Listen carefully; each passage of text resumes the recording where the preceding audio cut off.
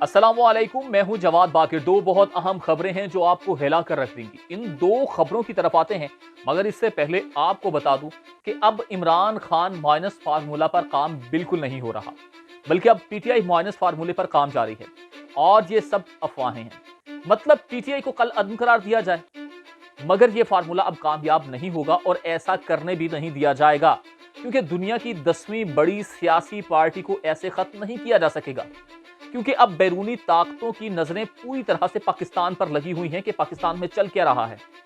اب آتے ہیں دو بہت اہم خبروں کی جانب۔ اسلام آباد ہائی کورٹ کے جسٹس میاں گل حسن اورنگزیب صاحب کے ریمارکس اسد عمر کے حوالے سے بہت اہم ہیں۔ اس ریمارک سے پی ٹی آئی چھوڑنے والوں کی کہانی کھل کر سامنے آتی ہے کہ آخر چل کیا رہا ہے۔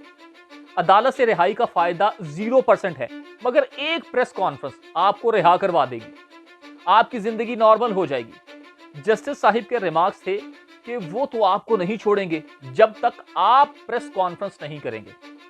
عجیب بات ہے، پریس کانفرنس کریں گے تو معافی ہو جائے گی، وگرنہ پھر پکڑے جائیں گے، اور یہ الفاظ کسی عدالت کے جج کے ہوں تو اور بھی زیادہ حیران کی ہوتی ہے کہ پریس کانفرنس ہے یا پریشر کانفرنس کروائی جا رہی ہے۔ کیس سے بری ہونا کوئی بڑی بات نہیں۔ اب عدالت کا فیصلہ آپ کی رہائی کی ضمانت نہیں ہے۔ اب ہاں، اگر پریس کانفرنس کر کے پی ٹی آئی سے لا تعلقی کر دی جائے تو پھر آپ آزاد ہیں۔ اس کے ٹریلر دیکھے جا چکے ہیں، آپ نے پہلے دیکھے۔ اسد عمر کی گرفتاری کو کل عدم قرار دیتی ہے اسلام آباد ہائی کورٹ، انہیں رہا کرنے کا حکم دیا۔ اسد عمر کے وکیل بابر اعوان عدالت میں پیش ہوئے۔ اسلام آباد ہائی کورٹ کے جسٹس میاں گل حسن اورنگزیب صاحب نے ریمارکس دیے کہ وہ تو آپ کو نہیں چھوڑیں گے جب تک آپ پریس کانفرنس نہیں کریں گے۔ بابر اعوان نے جواب دیا، جناب پریس کانفرنس تو ہم نہیں کریں گے۔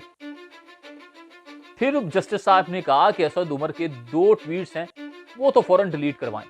اس پر بابر اعوان نے کہا، اگرچہ یہ خبر ہے لیکن ہم آپ کے حکم کی تعمیل کریں گے۔ بابر اعوان نے استدعا کی کہ اسد عمر کو اس عدالت میں پیش کرنے کا حکم دیا جائے، جس پر جسٹس صاحب نے کہا کہ اسد عمر کے خلاف کیسز میرے سامنے ہیں، اگر میں کوئی آرڈر کر دوں گا تو کل کیا ہوگا مجھے خود بھی نہیں معلوم۔ اس ریمارک سے عدالت کے ججز کا بھی ریاستی اداروں پر جو دوسرے ہیں ان پر اعتماد صاف نظر آ رہا ہے کہ کتنا اعتماد ہے، کہ ہم رہائی کا پروانہ دیتے ہیں مگر اگلے لمحے کیا ہوگا پتہ ہی نہیں ہے۔ گل حسن صاحب یعنی کہ جسٹس صاحب نے ریمارکس دیے کہ ہم نے شاہ محمود قریشی کو بھی بیان حلفی جمع کروانے کا کہا تھا۔ عدالت کی ہدایت پر وکیل بابر اعوان نے ٹویٹس ڈیلیٹ کرنے پر رضامندی ظاہر کر دی۔ اسد عمر نے دونوں ٹویٹس 9 مئی کو عمران خان کی گرفتاری کے بعد کی تھی۔ ایک ٹویٹ میں اسد عمر صاحب نے عوام کو باہر نکلنے کی ترغیب دی، اور جبکہ دوسری میں انہوں نے لکھا کہ شاہ محمود قریشی کی سربراہی میں کمیٹی لائے عمل کا اعلان کرے گی۔ اب مجھے ظاہری طور پر تو ان ٹویٹس میں کچھ ایسا نظر نہیں آ رہا، مگر جسٹس صاحب کو کیا نظر آ رہا ہے یہ تو وہی بتا سکتے ہیں۔ اگلی خبر کی طرف آتے ہیں جو بہت اہم ہے، جس سے کافی لوگوں کے گرد اب گھیرا تنگ نہیں ہوگے بلکہ ایسا لگتا ہے کہ شکنجہ کسا جا رہا ہے۔ پی ٹی آئی کے سابق رہنما فیصل وابڈا نے کہا کہ 190 ملین پاؤنڈ سکینڈل سے سب سے زیادہ فائدہ سابق D G I S I فیض حمید نے اٹھایا۔ سابق وفاقی وزیر فیصل وابڈا نے 190 ملین پاؤنڈ کیس میں نیب میں پیشی کے بعد اسلام آباد میں پریس کانفرنس کی۔ انہوں نے کہا کہ مجھے نیب کی جانب سے طلب کیا گیا، میں واحد وزیر تھا جس نے مخالفت کی تھی، میں نے کہا تھا کہ یہ نیب کیس بنے گا۔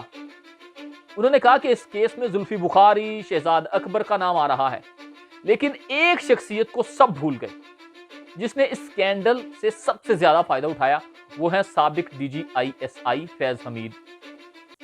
پھر وہ کہتے ہیں کہ فیض حمید نے اس سکینڈل سے بھرپور فائدہ اٹھایا۔ لیفٹیننٹ جنرل ریٹائرڈ فیض حمید کی باقیات سینٹ میں بھی موجود ہیں، چاہے سیاستدان ہو یا بیوروکریٹ، احتساب سب کا ہوگا۔ کرپشن کی پہلی سیڑھی جو ہے میں نے قوم کے سامنے رکھ دی ہے۔ اب فیصل وابڈا نے کہا کہ مجھے کوئی دستاویز دینے کی ضرورت نہیں ہے، میں بیان ریکارڈ کروا دیا ہے۔ اربوں روپے کا یکدم فائدہ اچانک نہیں ہوا، یہ پلان شدہ تھا۔ میں نے پہلے کہا تھا کہ فیض حمید عمران خان کو مائنس کر کے ان کی جگہ لینا چاہتے ہیں۔ 9 مئی کو املاک کو نقصان پہنچانے اور فساد کا پلان بہت پہلے سے تیار ہو رہا تھا۔ یہ جی آج فیصل وابڈا صاحب نے پریس کانفرنس کے یا میڈیا سے گفتگو بلکہ پریس کانفرنس کر کے انہوں نے ہلا کر رکھ دی ہے۔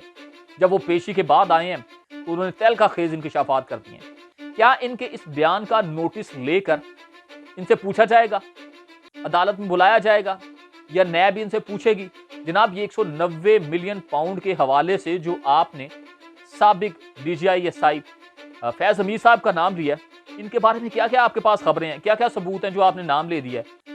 یا سب اول بلا بکرے تھے تو آپ نے بھی کہہ دیا کہ ٹھیک ہے جی حلال ڈال دی؟ ایسے تو نہیں کر دیا گیا، صرف اور صرف اپنے آپ کو ان رکھنے کے لیے، ہیڈ لائن میں، بریکنگ میں، ٹکر میں ان رکھنے کے لیے تو نہیں ایسا بیان دیا؟ کیونکہ فیصل فاپڑا صاحب کے پہلے بھی آپ مختلف قسم کے بیانات اور ان کے ٹی وی جو ان کو ایز اے گیسٹ بلایا جاتا ہے، ان میں آپ ان کے بیانات بھی سن سکتے ہیں اور وہ کس طرح کی حرکتیں کرتے ہیں۔ میں اپنے ولاگ میں ان کو باقاعدہ طور پر ان کا بتا چکا ہوں کہ یہ ایک پروگرام میں کاشف عباسی صاحب کی غالباً پروگرام میں یہ بوٹ لے کر آ گئے تھے، اگر میں غلط نہ ہوں تو انہوں نے لا کے وہ ٹیبل پر رکھ دیا تھا۔ اس طرح کی حرکتیں کرتے ہیں۔ اب یہ فیض حمید صاحب کے پلے پڑ گئے۔ فیض حمید صاحب کو بھی چاہیے کہ اگر یہ بات غلط ہے تو پھر اس چیز کا نوٹس لیں، اور وہ نہیں لیتے تو کم از کم نیب یا جو دیگر ادارے ہیں وہ اس بارے میں بھی تو متحرک ہونا، ان سے پوچھیں تو صحیح یہ کیا معاملہ ہے جی۔ باقی حالات ہیں وہ گھمبیر سے گھمبیر ہوتے چلے جا رہے ہیں۔ اگلے کچھ دن بہت امپورٹنٹ ہو رہے ہیں۔ جو سوشل میڈیا پر افواہیں چل رہی ہیں کہ جی مائنس کر دیا جائے گا عمران خان کو، پی ٹی آئی کو، اس طرح کا کچھ بھی نہیں ہے جی، یہ صرف ابھی افواہیں ہیں، کیونکہ دنیا کی 10ویں بڑی سیاسی پارٹی کو اس طرح سے مائنس نہیں کیا جا سکتا جیسے معاملات چل رہے ہیں۔